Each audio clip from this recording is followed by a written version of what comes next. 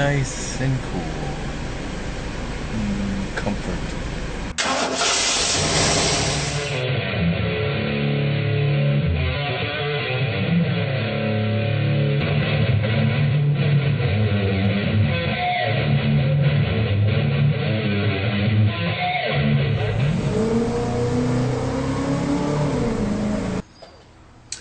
Hello and welcome to another episode of Eric the Car Guy. Recently had a question from a new subscriber, Radical Comedy, about her air conditioning system and asked if I had any videos about air conditioning systems, and I do not. So today we're going to cover the basics of your AC system. Now's the part where I may give you like some cool graphic to look at. Pictured here are 5 major components of the automotive AC system. Up front, in the high pressure side of the system, you have the condenser, which is mounted in front of the radiator. Behind that, you have the compressor, which moves refrigerant throughout the system and is driven by a belt on the front of the engine. Behind that, you have the evaporator, which is inside the passenger compartment, which is the low pressure side of the system. It's basically where you get your cold from. This little guy down here at the bottom is a metering orifice. Now there are several different ways of doing this and several different types of these, but basically what this does is this works off of the pressure-temperature relationship of the refrigerant. I'm going to go over that in a minute. And then lastly we have the receiver dryer, and what this does is this removes moisture from the AC system. Moisture inside the AC system will compromise its efficiency. It really won't work as good if there's a lot of moisture in there. So they put this little guy in here to take the moisture out. To demonstrate the pressure-temperature relationship, I'm assuming that you're watching this on a computer, and you may have this stuff that you use to dust off your keyboard, or sometimes you might open it up and do the motherboard or whatever.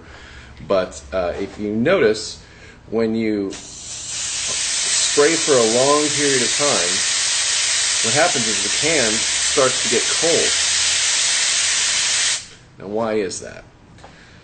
The liquid inside of this can is at a high pressure.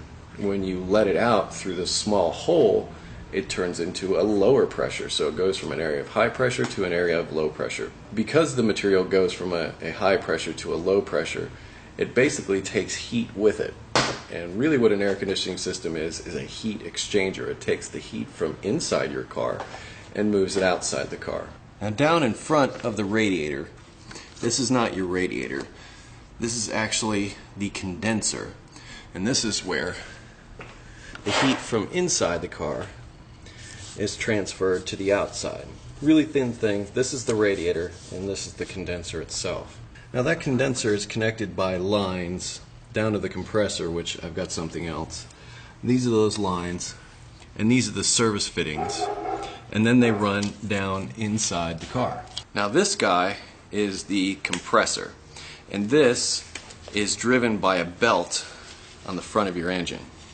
Now normally this thing can just freewheel and spin, but when you press the button to activate the air conditioner, there's an electromagnetic clutch that activates and causes this whole thing to spin as a unit. That's that clicking noise you hear underneath the hood as this is running. And this turns the pistons inside this assembly itself, and refrigerant is taken in and pumped out. This guy here is the evaporator, and this is what lives inside your dash. This is basically the cold side.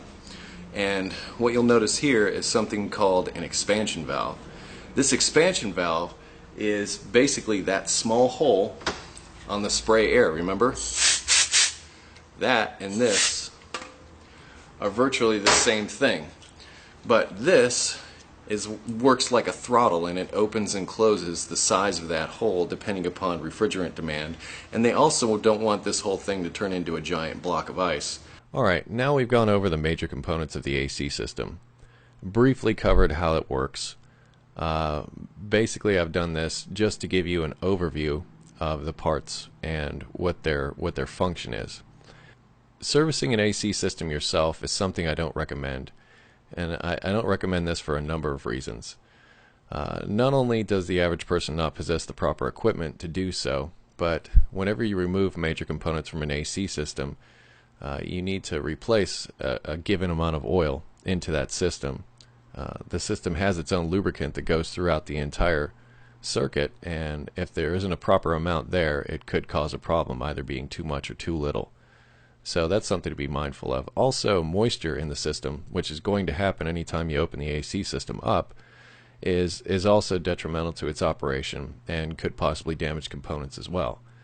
So if you're not a trained professional, I don't recommend doing anything with your AC system on your own. I do recommend taking it to a professional and having it done. I hope this information was helpful to you. I do like the questions that I've been getting lately from you.